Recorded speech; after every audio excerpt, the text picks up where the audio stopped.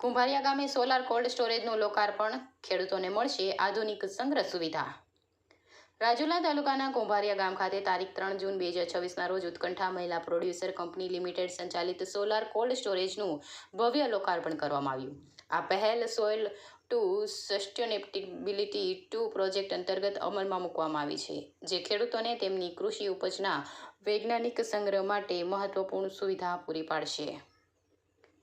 કાર્યક્રમમાં APM ટર્મિનલ્સના CSR હેડ શૈલેન્દ્ર ગુપ્તા, કુંભારિયા ગામના સરપંચ Bharatbhai Radadiya, Y ફાઉન્ડેશનના તરફથી શ્રીમતી વૃષા અને પ્રક્ષલ મહેતા, ફર્મફ્લુઅન્સી તરફથી ગૌરવ શાહ, NCNF તરફથી આદિત્ય મીન, VRTIના chairman Nitinbhai Dave, programme coordinator Rohitbhai Trivedi, cluster manager Vallabhbhai Hadiya, programme coordinator Jignaben Joshi, FWWB ઇન્ડિયાના એગ્રી હેડ S શ્રીકાંત અને પ્રોગ્રામ ઓફિસર કુલદીપભાઈ દીક્ષિત સહિતના મહાનુભાવો ઉપસ્થિત રહ્યા હતા. Utkantha Mahila producer company limited chairman Shrimati Devitaben Sheldiya અને CEO શ્રીમતી માધવીબેન જોશીના નેતૃત્વમાં આ કાર્યક્રમનું આયોજન કરવામાં આવ્યું હતું. ઉપરાંત લુણસારિયા ફાર્મર પ્રોડ્યુસર કંપની લિમિટેડના ચેરમેન અમરુભાઈ ધાખડા તથા CEO નરસિંહભાઈ ઝીંઝાળાની પણ ઉપસ્થિતિ રહી હતી. સોલાર કોલ્ડ સ્ટોરેજ ખેડૂતો માટે એક મહત્વપૂર્ણ સુવિધા સાબિત થશે. આ સુવિધા દ્વારા ફળો, શાકભાજી અને અન્ય નાશવંત કૃષિ ઉત્પાદનો લાંબા સમય સુધી તાજા અને ગુણવત્તાયુક્ત રાખી શકાશે. પાક પછી થતા નુકસાનમાં ઘટાડો થશે. ખેડૂતોને તેમના ઉત્પાદન માટે યોગ્ય બજાર ભાવ મળવાની તક મળશે અને તેમની આવકમાં વધારો થશે. સૌર ઉર્જા આધારિત આ ટેકનોલોજી વીજળીના ખર્ચમાં બચત સાથે પર્યાવરણને અનુકૂળ અને ટકાઉ કૃષિને પ્રોત્સાહન આપશે. કાર્યક્રમ દરમિયાન ઉપસ્થિત મહાનુભાવોએ ખેડૂતોને આ સુવિધાનો વધુમાં વધુ લાભ લેવા અનુરોધ કર્યો હતો અને જણાવ્યું હતું કે આવી પહેલો ગ્રામ્ય અર્થતંત્રને મજબૂત બનાવવા તથા ખેડૂતોની આવક વધારવામાં મહત્વપૂર્ણ ભૂમિકા ભજવશે. આ પ્રોજેક્ટને ARMEના સહયોગથી સેન્ટર ફોર એન્વાયરમેન્ટ સોશિયલ કોન્સર્સ અને વાય ફાઉન્ડેશન દ્વારા અમલમાં મૂકવામાં આવ્યો છે. ફાર્મફ્લુઅન્સ ટેકનોલોજી પાર્ટનર તરીકે તથા નેશનલ કોલિનેશન ફોર નેચરલ ફાર્મિંગ જ્ઞાન સહયોગી તરીકે જોડાયેલા છે, જ્યારે FWWB ઇન્ડિયા દ્વારા ઇન્ક્યુબેશન સપોર્ટ પૂરો પાડવામાં આવ્યો છે. કાર્યક્રમના અંતે ઉપસ્થિત તમામ મહેમાનુભાવો, ખેડૂત ભાઈઓ બહેનો, ઉત્કંઠા મહિલા પ્રોડ્યુસર કંપનીના શેરધારકો તથા સહયોગી સંસ્થાઓનો આભાર વ્યક્ત કરવામાં આવ્યો હતો. સોલાર કોલ્ડ સ્ટોરેજ પાકનું સંરક્ષણ, ખેડૂતોની સમૃદ્ધિ અને ટકાઉ કૃષિ તરફનું એક મહત્વપૂર્ણ પગલું. રિપોર્ટર ઝુબેર કાઝી, રાજુલા, અમરેલી. बहनों और भाइयों, मंच पर विराजमान साथीगण, गुजरात पिपावाव पोर्ट लिमिटेड जब हम लोगों ने सेल्फ हेल्प ग्रुप का प्रोजेक्ट चालू किया था, that is empowering women through self help group, I think 5 या 6 बहनों से एक सेल्फ हेल्प ग्रुप चालू हुई थी हमारी, और आज करीब 50 सेल्फ हेल्प ग्रुप है.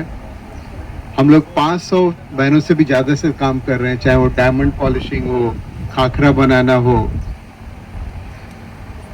और आज प्रोड्यूसर कंपनी हमारी उड़ान प्रोजेक्ट का एक पार्ट है, जिसमें हम काफ़ी अपना टाइम और एक्सपर्टीज स्पेंड करते हैं. मेरा जो पूरा करीब 30 साल का जर्नी रहा है, गांव-गांव देखा है मैंने भारत का, चाहे वो अर्थक्वेक हो, चाहे वो फ्लड की समस्या हो.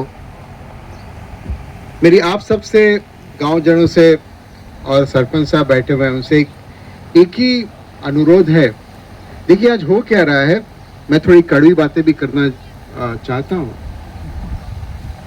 कि कंपनियां जो CSR में खर्च करती हैं वो बहुत ही पसीने की कमाई से आता है, एक एक पैसा. अगर मैं ये जगह की बात करूं जहां पे हम सब खड़े हैं, रिलायंस ने हर गांव में कम्युनिटी सेंटर बनाई है, और जब मैं पहली बार यहाँ पे आया था तो ये पूरा community centre was in A shattered state.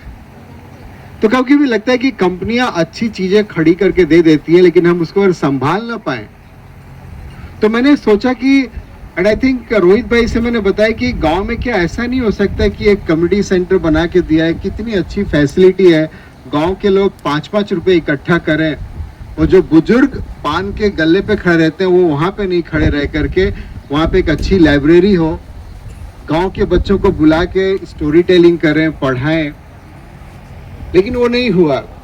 तो फिर अच्छा हुआ कि प्रोड्यूसर कंपनी ने एक्वायर किया और इसको जीता जागता किया, उसके लिए आपको बहुत ही धन्यवाद।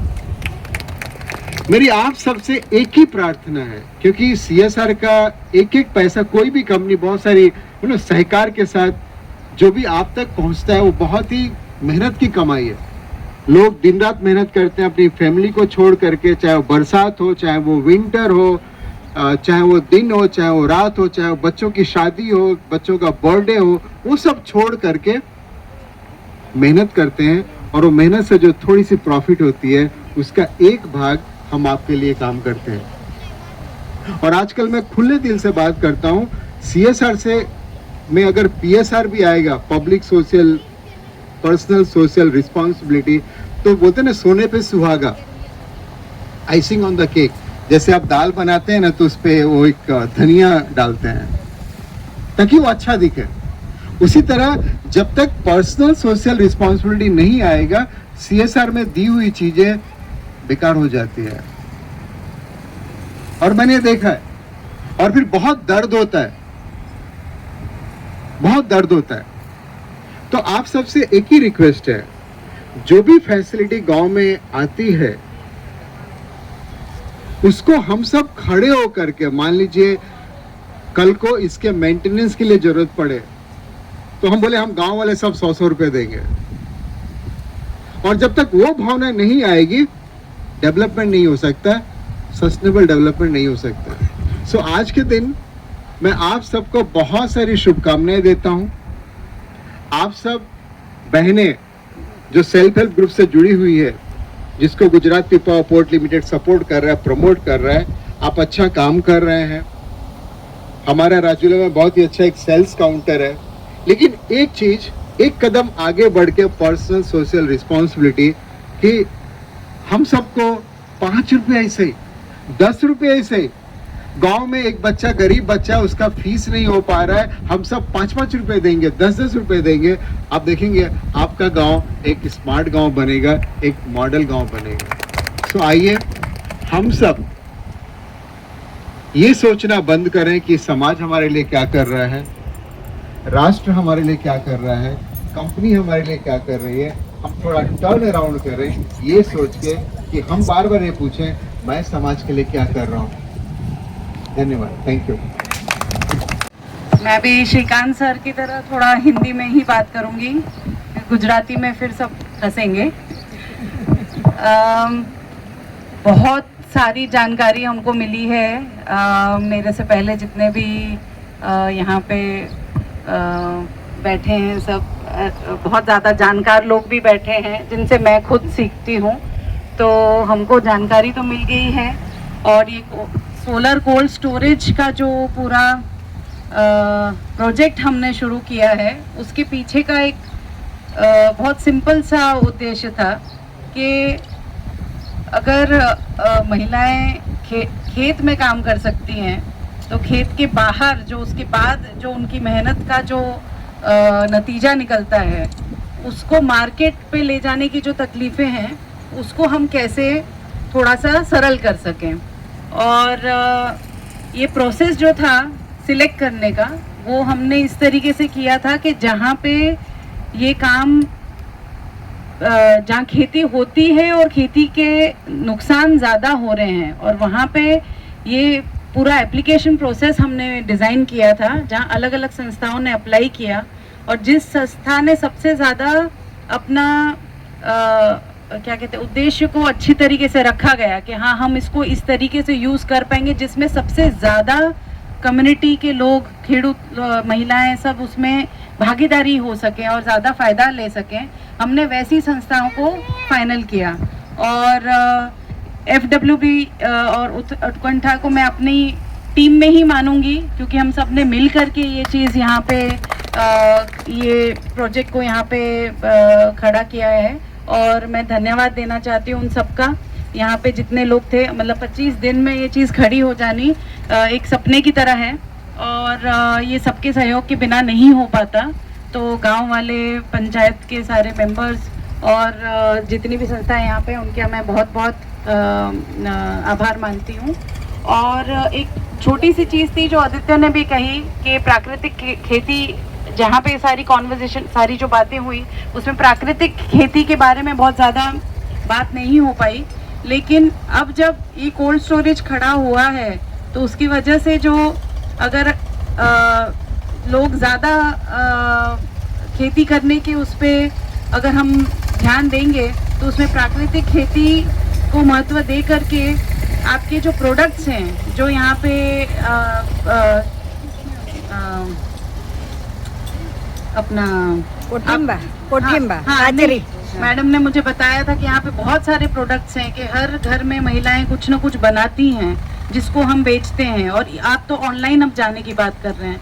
अगर ये समझ लीजिए कि ये सारे प्रोडक्ट्स जिसकी वैल्यू ऑलरेडी मिलेट के कारण, यहाँ की जो अलग अलग जो चीज़ें हैं जो सिर्फ यहीं पे मिलती हैं या लोगों को इसके बारे में पता है, उसको अगर आप और प्राकृतिक और ऑर्गेनिक के उसमें लेके जाएंगे तो सोचिए उसकी वैल्यू किस लेवल पे जाएगी। जब लोगों को पता चलेगा कि इसमें कोई भी केमिकल नहीं पड़ा है और इसको पूरी प्राकृतिक तरीके से इसको उगाया गया है, तो उसकी वैल्यू आप सोचिए कि किस तरीके से होगी।